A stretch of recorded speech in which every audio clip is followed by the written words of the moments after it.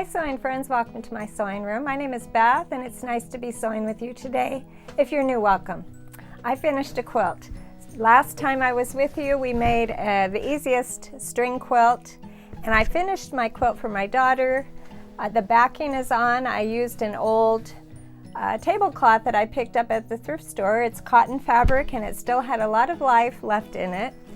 And for the quilting I did cross-hatching, which is diagonal lines that go two different ways, and I didn't double check, but the biggest you want to do for your opening is about 4 inches, and that is close to 4 inches. I'm not exactly sure. I used some painter's tape to mark the quilt. There's a lot of ways to mark a quilt, but this time I used tape and I just move the tape as I go along. So that'll be in this video, and I added the binding, and the quilt fits on her bed, so that's always a good thing. I wanted it a little bit long so that it didn't come untucked at the bottom. She kind of tugs at the quilt a little bit. So it's going to go right on her bed today, and let's get started. The first thing I did was I laid all 3 layers down on my living room floor: the backing, the batting, and the quilt. And as you can see, the backing and the batting are just a little bit bigger. I had to cut them both just a little bit bigger than the quilt top itself. And I used a 505 spray to get the 3 layers together, to baste them together. It's a temporary adhesive for fabric. It does warn you to do it in a well-ventilated area, so you can open the window and spray that on, or you can pin. This is the way I frequently do, especially larger quilts. Or there's another kind of batting that I like to use that is a Hobbs batting that's fusible, and you can press your 3 layers together. So those are 2 easier ways to baste your quilt. And then I did the same thing on the other end. I kind of start in the middle and move out on both ends. And after getting the top nice and smooth, I went to the back. I turned the whole thing over, and then I added the back. I sprayed and added the back. Then I took the whole quilt to my table, and I'm going to mark it with the tape. And on my ruler there's a 45-degree line, so I lined that up with the quilt, and I got some painter's tape and just followed along through the middle of the quilt. And I use smaller pieces of tape because if you use really long ones, it tends to bunch up the quilt, and the quilt doesn't give as you quilt through it. So I'm going to start in the middle with one long line with a lot of pieces of tape, and I will take that to my machine, and that's the line I'm going to start with, right through the middle diagonally.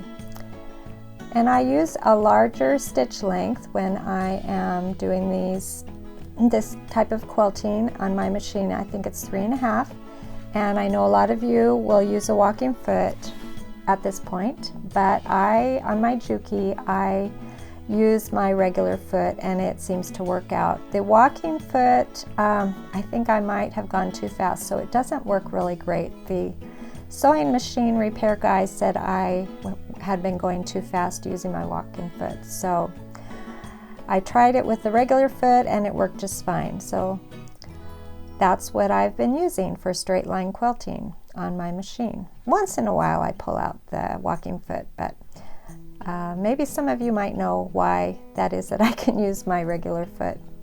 I don't think with other machines that is advisable. But after I got that first line in, I use a ruler, and for this quilt I measured 2 inches away from the stitch line, and I just reused those pieces of tape, and I kept going out from the center.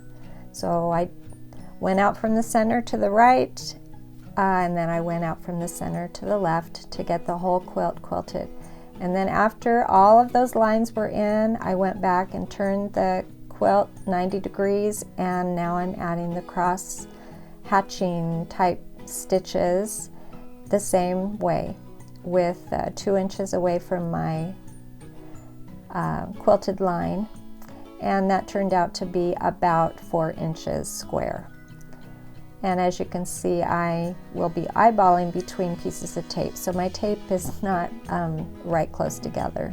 I do a lot of eyeballing when I sew. I don't know if you do that too, but yeah, I'm going to keep sewing and getting these lines in.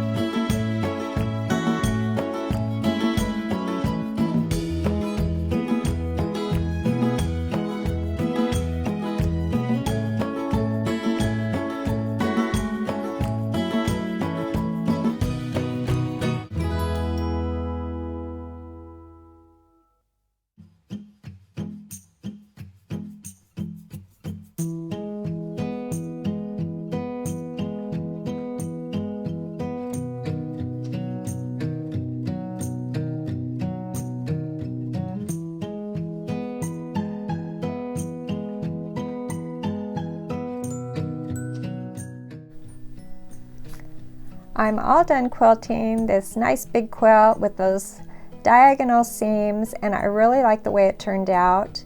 I just need to trim the edge here, get the backing and the batting trimmed off, and then I'll have those nice long strips of fabric to put in my scrap bin for the next scrappy quilt. I'm ready to cut my binding now. I trimmed the edge of this nice pink fabric, and my binding strips are 2.5 inches, and I do have some videos on how to make binding. And for this quilt I needed about 7 of these strips, 2.5-inch strips. I join them with a diagonal line, and then I press that whole strip in half. So I'm going to put all my strips together and get my binding ready to go.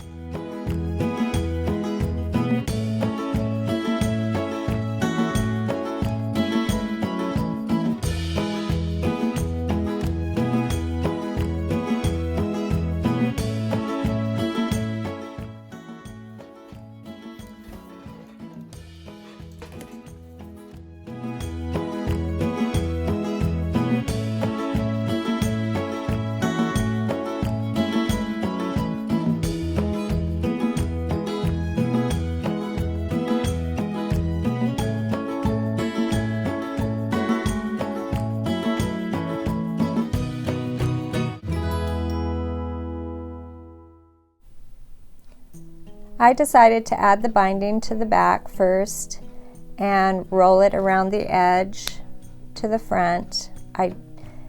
For a utility quilts, I just think that's the best way to go. And real life here, I did not pin my binding before I sewed it on. I just rolled it over as I went along. And there you go. The quilt's ready to be used, and my daughter and I are both happy. So thank you for joining me today, and I'll see you next time.